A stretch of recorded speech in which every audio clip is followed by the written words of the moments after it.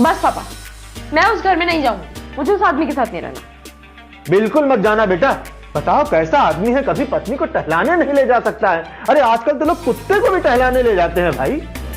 हाँ, अरे कभी होटल में खाना खिलाने नहीं ले जा सका, जबकि आजकल तो लोग रील बनाने के चक्कर में भिखारी को भी होटल ले जाकर खाना खिला देते हैं। सिनेमा नहीं दिखा सकता है बताओ, जबकि सिनेमा वाले आजकल फ्री में टिकट बांट रहे हैं। बहुत नालायक आदमी है भाई, हमको पता नहीं था उसके बारे में।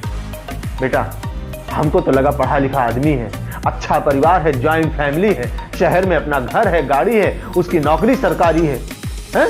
बेटी के तो हमारे भाग खुल जाएंगे। हमको तो पता ही नहीं था इतना लीचड़ आदमी है। बताओ हमारी फूल जैसी बेटी की क्या हालत कर दी है।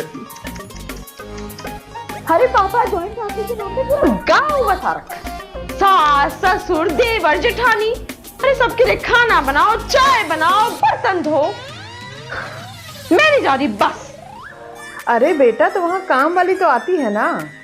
हाँ माँ, नौकरानी लगी है, लेकिन उसको भी तो बताने में मेहनत लगती है माँ, समझिए। हाँ बेटा कोई बात नहीं, ठीक है।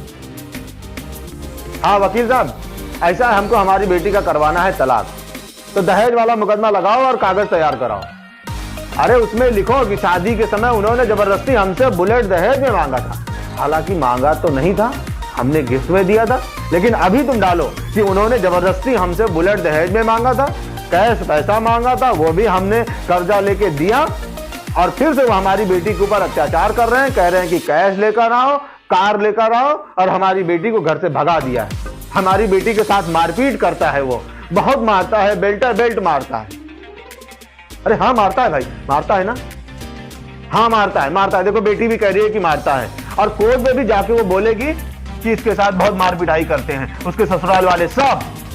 ऐसा है, सबका नाम डालो, पति, सास, ससुर, देवर, देवरानी, जेठ, जेठानी, ननद, नंदोई, सबको सालों को मैं जेल में चक्की भिजवाऊंगा, ठीक है। हाँ बनाओ कागज पत्तर सब। जय हिंद। पापा क्या है ये सब? क्या? अरे बेटा ऐसे ही करना पड़ेगा, नहीं तो तलाक नहीं होगा फिर। अरे बेटा जो कर रहा हूं सब तेरे भले के लिए ही तो कर रहा हूं। हाँ लेकिन पापा झूठ बोलकर उन्होंने ऐसा तो कुछ किया नहीं। अच्छा तो घर छोड़कर क्यों आई है? अरे पापा वो आदमी बहुत नीरस है ना, कहीं घुमाता है ना फिराता है, कुछ नहीं है उसकी जिंदगी में, बस परिवार के पीछे पगला गया है। क्या बताएं हम। अरे बेटा लेकिन ऐसे बातों के लिए कोर्ट तलाक थोड़ी ना देगा इतनी जल्दी, तो फिर गंभीर धारा लगानी पड़ेगी ना, तू समझा कर। रुको, हेलो मेहता साहब, जय सिया राम।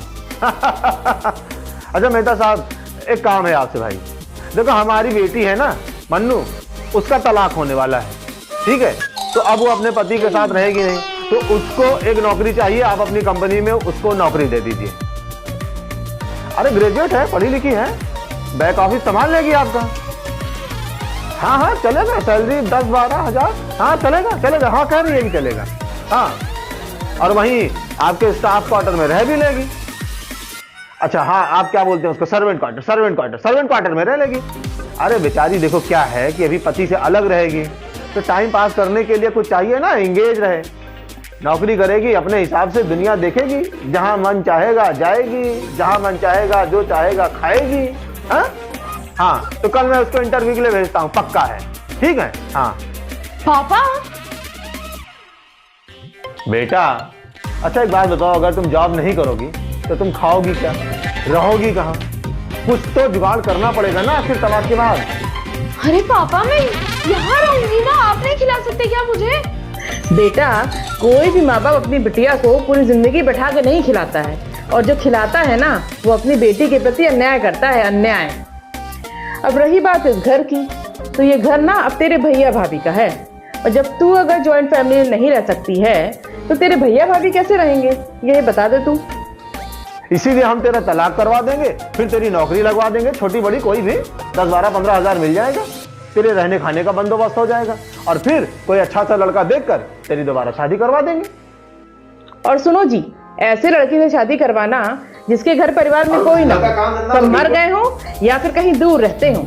हाँ और हाँ काम धंधा तो बिल्कुल ना करता हो, ताकि पूरा टाइम ना वो मेरी बेटी को दे सके।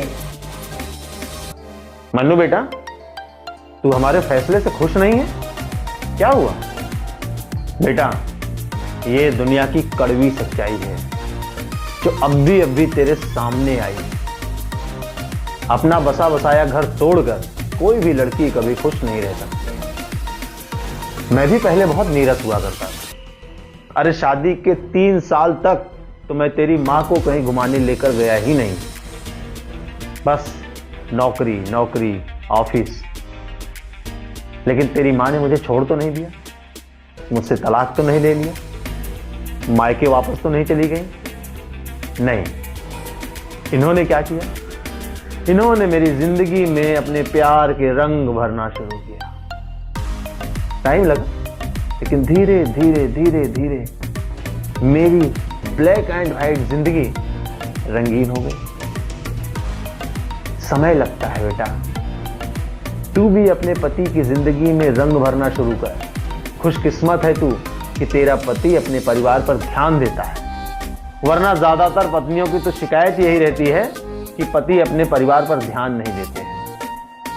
हम तेरी दोबारा शादी तो करवा देंगे, लेकिन इस बात की क्या गारंटी है कि दोबारा तुझे तेरे मनमाफिक पति मिलेगा ही? बेटा, कभी किसी को कोई जीवन साथी मनमाफिक नहीं मिलता। जो मिलता है उसको मनमाफिक बनाना पड़ता है। मन्नू, इस घर में तेरा हमेशा स्वागत है, लेकिन कब? जब तू अपने पति के साथ आएगी या उससे पूछ कर आएगी, लड़कर नहीं। अगर तू उससे लड़कर आएगी, उससे बिना बताए आएगी, तो सिर्फ यही घर के दरवाजे नहीं, दुनिया के हर दरवाजे तुझे बंद मिलेंगे। एक माता पिता होने के नाते हमारी जिम्मेदारी है कि हम अपनी बेटी को पढ़ाएं, लिखाएं, योग्य बनाएं, फिर उसकी शादी करें, उसका घर बसाएं और ऐसे हालातों में उसका घर भी टूटने से बचाएं। है ना? मैं सही कह रहा हूं ना? हाँ पापा, आप सही कह रहे हैं। आपने जिंदगी का ये जो दूसरा पहलू मुझे दिखाया है ना, इससे मुझे पता चला है कि मैं कितनी खुशनसीब हूँ, मैं कितने खुशहाल परिवार में हूँ, कितने नेक इंसान से मेरी शादी हुई है। थैंक यू पापा, थैंक यू सो मच।